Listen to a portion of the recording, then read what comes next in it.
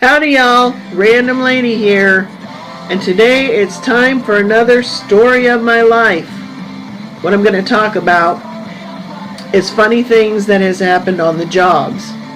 Now I say jobs as plural because I've had a lot of jobs. Unfortunately, when you suffer from bipolar disorder, it's hard to hold a job. And it doesn't mean that I've been fired from a lot of jobs. It means that I'm like really fickle, and I'd get tired of a job and I feel like I can't do that job anymore. And not because I don't have the capabilities of doing that job, but that the focus is not there. The interest is no longer there. Or some of them have stressed me out so bad that I can't handle the stress. So I guess that would mean that, I don't have the ability to do the job. Actually, it's just the ability to not handle the stress. But anyway, because I've had so many jobs, I've had a lot of interesting things happen, but I have notes here of things to remind me of some things I do want to share with you. And so let's take a look at the first thing I want to tell you about.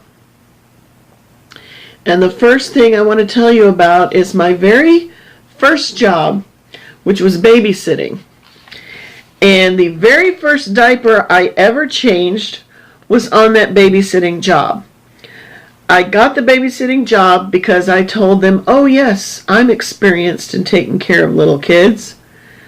Because I had a little sister. But the thing is I never changed any of her diapers. So that's when I realized once the parents were gone, the mom gave me a walkthrough. This is here, this is here, this is here. And I'm like, oh yeah, I can do this. But once mom and dad were gone, I realized, this isn't going to be as easy as I thought. Kids were boo-hooing and crying and, wham, Mom, Dad, you left us with this stranger. And I managed to get down on the floor and play with them and get their attention and make them realize, okay, we can be comfortable around this lady. But then I started smelling this awful smell, and I thought, I recognize that from my little sister. That is time for a diaper change. And it was the littler girl. So I took her upstairs and said, come on, let's go get a diaper change. And I took her upstairs and I laid her down on the changing table. And I'm like, oh, I forgot where stuff is. Okay, here's the diapers. Okay, got that. Got a clean diaper. I opened the diaper. Oh, ooh, it's poop. And it must have been in there a while. And so I'm like, crap, I need wipes. Where are the wipes? And I'm looking around. And I hear the girl laughing, hee hee hee ha ha ha, and I've kind of got my hand on her tummy while I look around and I'm looking for the wipes. And the hee hee hee hee ha ha ha went from that to ooh, ooh. So I knew something's wrong, and I turn around, and what had happened was, even though I had my hand on this girl's tummy, she reached down and grabbed the diaper and was playing with it over her face. And the wad of poo went down on her face. And that's what was making her cry. I turned around and saw this wad of poo on this poor baby's little face. So that is my first experience of the job. And I knew that the working world was a different part of life than being at home under mom and dad's roof. My pen is not working. So then I took a job after my babysitting career at McDonald's. And I told my parents after my first shift at my new job, I have never seen so much grease in my life. Okay, there was a time when I was a security guard. And that job was interesting. Now, as the security guard, I was actually responsible for not just one, but locking up several buildings in downtown Dallas. And the main building that I stayed at was actually where the undercover police department was. These were police officers. It was a police department, but they were all in plain clothing.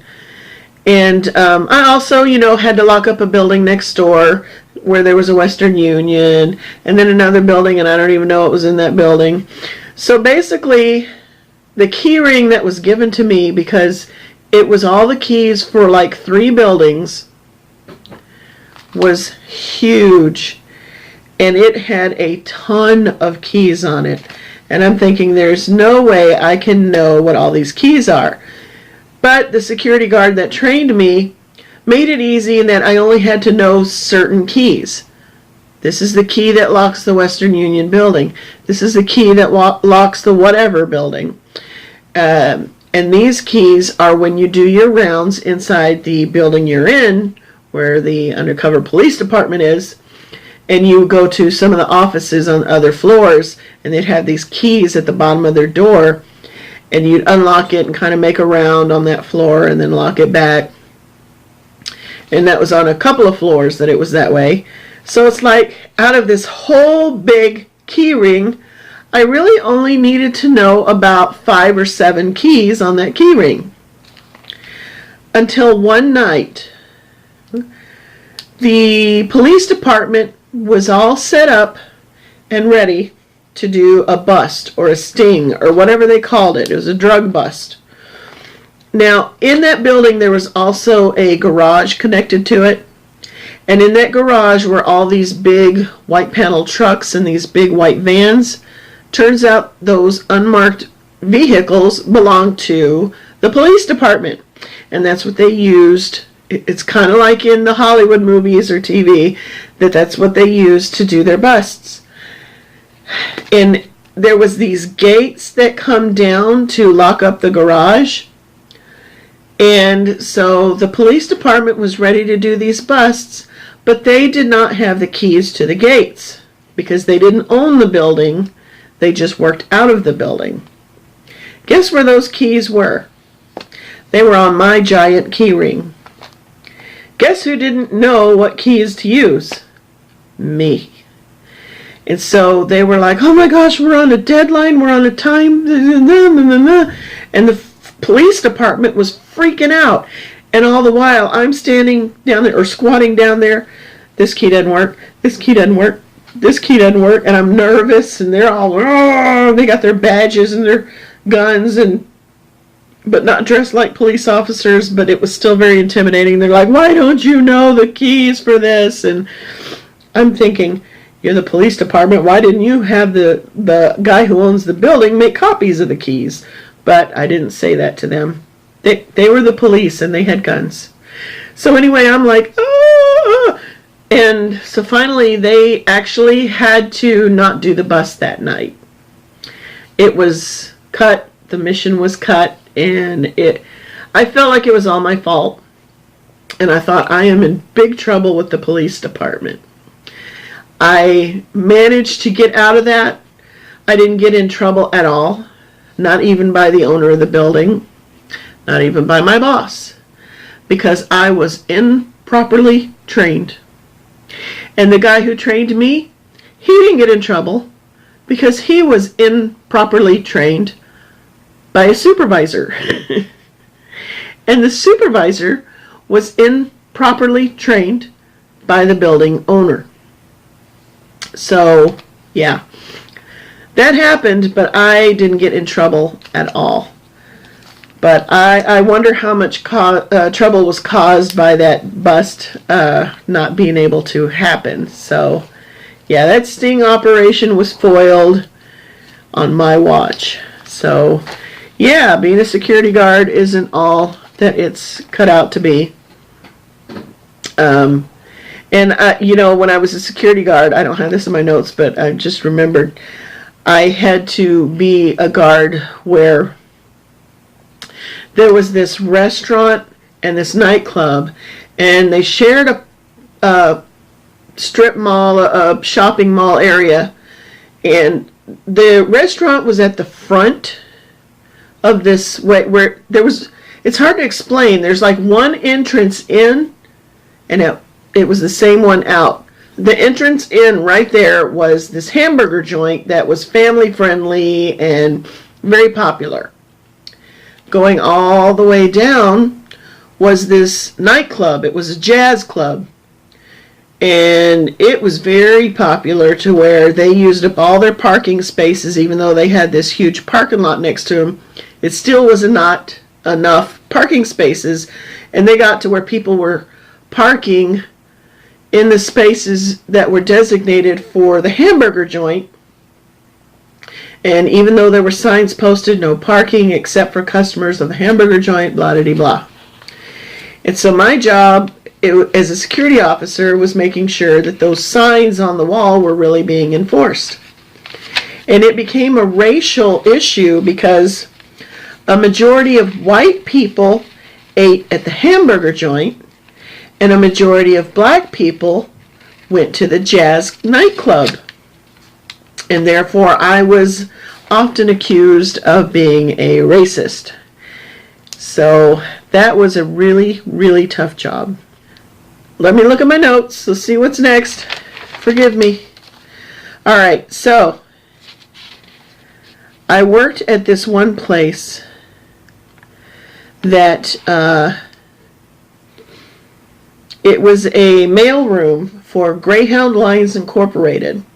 Greyhound Lines is the big bus company that people ride the bus across the country, and their headquarters were located in Dallas, Texas. And so I worked in their mail room.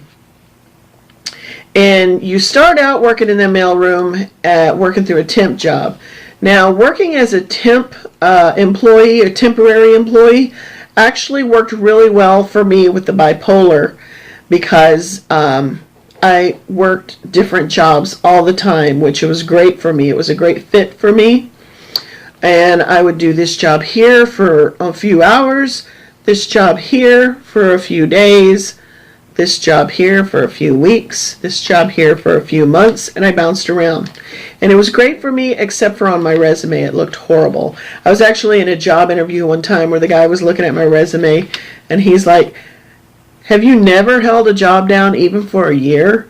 And so, yeah, I had to revamp my resume after that. But it was interesting because my first day on the job in this mailroom, I was a temporary employee, and the supervisor, she comes in and she screams at the top of her lungs in her Texas Southern accent, "Why do I have another temp?" And she was angry, but I did such a great job that she was impressed by the end of the day. And I ended up being hired on shortly thereafter, within a matter of weeks, as a full-time employee. And I ended up staying at that job for 3 years. So it was funny. Why do I have another temp? And then I ended up being somebody who worked there for the longest amount of time. So I thought that was interesting. And one of the things that happened while I was working at Greyhound in the mailroom was, and I'm not going to lie, for a long, long time I was a homophobic. Gay people scared me. I'm not going to lie. And I'm not saying that all Christian people are scared of gay people. But because of the sheltered life I grew up in as a kid and everything, and back in my day, it still wasn't proclaimed and as open for people to show their lifestyle, I guess is the best way to put it. And so, you know, to be near a cross-dresser was really just unheard of in my life. And so I go into the ladies' restroom, and when I was coming out of the stall, I was coming out kind of quick because it's like, I got to get back to work. I'm taking too long after my break. And I nearly run into this tall lady coming out of the stall at the same time. And I said, "Oh, I'm sorry, please excuse me." And this deep male voice said, "Oh, that's all right, honey."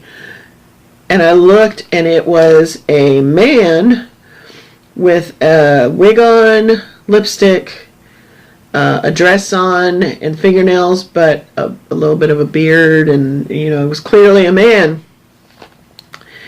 And I was freaked out by that for a long time. I had to get used to that person, but they ended up being a really sweet person, and it helped turn me around with it assisted me in getting over the homophobia. And so I ended up appreciating that person a lot, actually. But I thought it was funny, my reaction. And I look back on those days of being homophobic, and I just laugh now. There was a job one time where I actually didn't end up taking the job. I ended up turning it down, but I went to truck driving school, and when I say truck driving school, we're talking the big 18-wheeler trucks. And they, were a totally different world to drive than driving in a car. And it was my turn to fill up the truck to learn how to get that diesel fuel in there, and I'm thinking, okay, yeah, like a car, you get the thing, you stick it in, you squeeze the handle, but everything was so much bigger. And then I'm thinking it's full, and I pull the thing out, and the handle's stuck, and I spilled diesel fuel all over me, all over the ground, all over the truck, and I smelled like diesel fuel very heavily for much of the day after that. And the thing about truck driving training is that usually in the back of those trucks is a bed and a little living space for the truck driver if they can't always make it to a truck stop. That's where they sleep, and it's just kind of their place while they're on the road. But in truck driver training, it's seats back there so that the different students can take turn driving while the instructor sits in the shotgun area. And everybody just made fun of me in that diesel fuel smell, and they're like, oh, it smells in here. And one guy's like, oh, I love the smell of diesel fuel. And another guy's like, ooh, what's that perfume you're wearing? It's nice. So it's just all kinds of jokes about that. So anyway, maybe that's not that funny to you, but it was funny to me at the time. Some of my best stories. Oh wait, I don't want to miss this. I was also a daycare teacher for a long time, and I don't remember a lot of the funny stories because kids are hilarious. Just something funny happened every day. But I do remember this. We were learning about how tadpoles turn into frogs and how caterpillars turn into butterflies. And then I was kind of testing the kids to see if they remembered what we'd been learning. And I asked one little boy, and he was just so serious when he gave the answer. I said, so how does a tadpole become a frog? And he said, well, when the princess kisses him. So I thought that was really cute. And he wasn't trying to be funny. He was very serious. Okay there, I'm sorry to cut it off so quick like that, but it was getting to be too long of a video. So I'm going to save the rest of the stories for a job that I had, and they are funny stories from my working in different group homes with people with developmental disabilities. So, yeah. If you have stayed with me this far in the video, I appreciate it. And I want to hear about your funny stories on jobs. So put them in the comments below. I promise I'll read them, and I'll be so excited to hear your stories. And if you could do me a favor so that I know what's going on, if you could hit a like in the video. And if you want to know what's going on, hit subscribe, and then hit that little bell next to it, notifications, so that they'll let you know when I put out another video. I usually put my videos out on Mondays, sometime on Mondays, but not always. So hit that notification bell, and that way you can know when I'm putting out another video. I really appreciate you staying this far with me. Thank you so much. Y'all have a great day. Bye. Where Mom, Dad are. Oh! Ooh, it's poo.